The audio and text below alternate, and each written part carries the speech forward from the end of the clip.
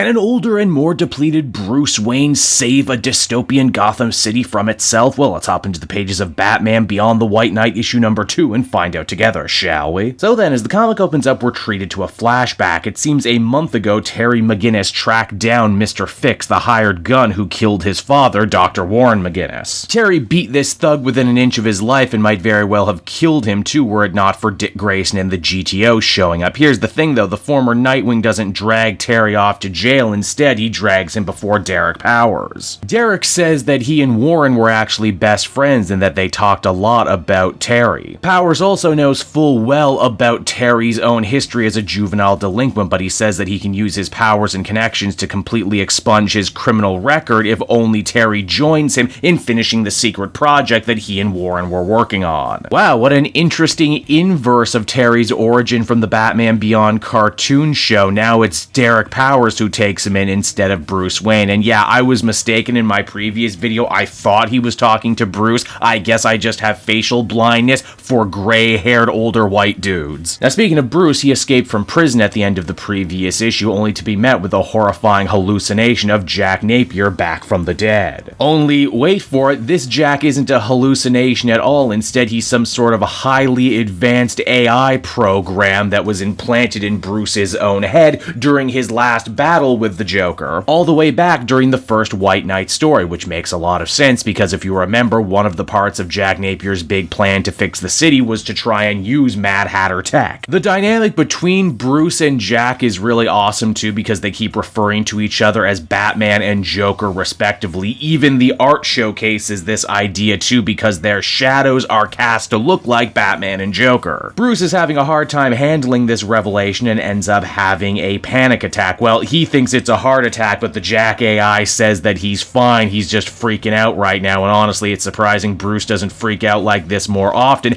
given his history of childhood trauma. And why yes, the idea of the Joker living on inside a chip inside someone's brain is a lot like what happened to Tim Drake in the animated movie Batman Beyond Return of the Joker. Now elsewhere in the city, we see that Duke Thompson is finally fed up with Dick Grayson and the new fascist GTO policies. He's opted to walk out of the organization instead of being sent to arrest Jason Todd for the part he no doubt played in Bruce's escape from prison. Wow, what a surprisingly rich and interesting journey this universe's version of Duke has had, from White Knight to the Harley book to this. The GTO is out in full force now looking for the escaped Bruce, and it's not long before Dick ends up coming face to face with his old mentor. Time and tide has changed them both greatly, and even the city itself has become this dystopian Akira world thanks in no small part to all the money that Derek Powers was able to pillage from the Wayne fortune. Bruce is also sickened at what Dick has become. He learned all the wrong lessons that he tried to teach him as Batman. You don't make the city safer by imprisoning its people. Also, despite Bruce being a man in his 60s right now, he still thinks he can fight like a young man and tries to take Dick on, a battle that he very easily would have lost were it not for Jack the AI helping him out along the way. Apparently, he can hack devices nearby, and because of that, he manages to learn a secret Achilles heel inside the GTO armor. Bruce and Hollow Jack may very well be at odds with each other, but it looks like if they want to survive in this brand new Gotham City, they're going to need to rely on each other. Now, you might very well be asking yourself, if Derek Powers owns the GTO, why didn't he send them to retrieve the secret Batsuit left in the ruins of Wayne Manor? Well, it would seem whatever secret project he's working on with Terry, he wants to keep secret even from his own other employees. Powers' relationship with Terry too is also a very fascinating inverse from Terry's own relationship with Bruce from the cartoon. You remember Bruce was frosty and standoffish to Terry for the longest time, yet here Derek is warm and supportive. I mean, obviously he's the true villain of the piece and he's putting on a front to try and get Terry on his side, but still it's a compelling way to play this character so he's not just a mustache-twirling villain. Now, while Dick got beat by Bruce, he ends up getting picked up by Barbara Gordon. The two positively hate each other's guts in this future. Dick maintains that everything he did with the GTO and Derek Powers was ultimately for the greater good, and together they managed to defeat all supercrime in Gotham, something that not even Batman could do. Barbara maintains, though, that what was the point of vanquishing all the supervillains if it meant welcoming in something much worse? Crime might be down, but homelessness, suicides, and drug abuse are up more than they've ever been in Gotham City, and why shouldn't they? Dick helped turn the city into a goddamn goddamn police state. And where exactly is Bruce running off to now? Well, it seems that he managed to stash away a smaller bat cave in suburbia after his own mansion got burnt down. In fact, hey, in a nice touch, you can even see his familial swords hanging in the background from the events of Curse of White Knight. It seems that Batman stashed away another bat suit for a rainy day, but guess what? This bat cave isn't just in anyone's basement, it's in Harley's house basement. Bruce had hoped he could just sneak in and leave without arousing any suspicion, but Harley obviously wants to have a heart-to-heart with this man, her friend, and also, as we discover, her husband. Yes, it seems in the intervening years these two got jailhoused married, but if you want to learn more about that, I guess you'll have to read the next issue. And so that was Batman Beyond White Knight issue number 2, everybody, and once again, I really love what this series is doing. They're remixing and remastering some of the best ideas from Batman Beyond, and using them to build a fascinating and compelling universe all their own. I love the interplay between an older Batman and this Jack Napier AI. They continue to snipe at each other and yet at the same time also make each other better. I love the extra mystery around what Derek Powers could actually want and what his real villainous plan is. Hell, I'm even enjoying Dick and Barbara, two former lovers now on two diametrically opposed sides of law and order within the city itself. The art continues to not only be great, but also be a great tool in the storytelling. There's the shadow stuff that I mentioned before, but that's just scratching the surface of how good it is. Overall, I'd give this one another very strong 9 out of 10.